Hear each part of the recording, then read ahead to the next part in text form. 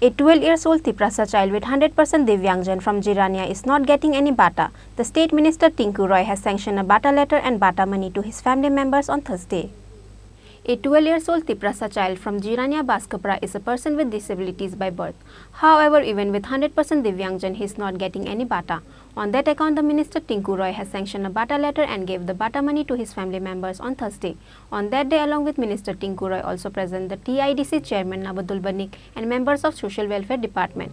Similarly, another younger brother of Divyangjan will also given the free education at Agartala, including all the facilities needed, says Minister Tinku Roy. Chocolate ধরো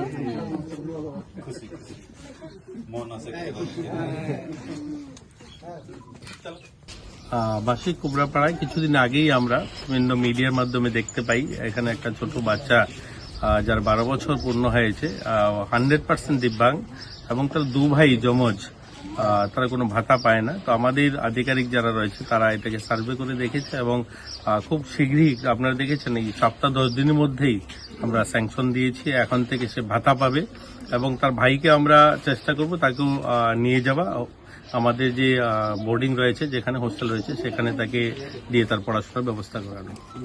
bureau report, চিনি খরাং।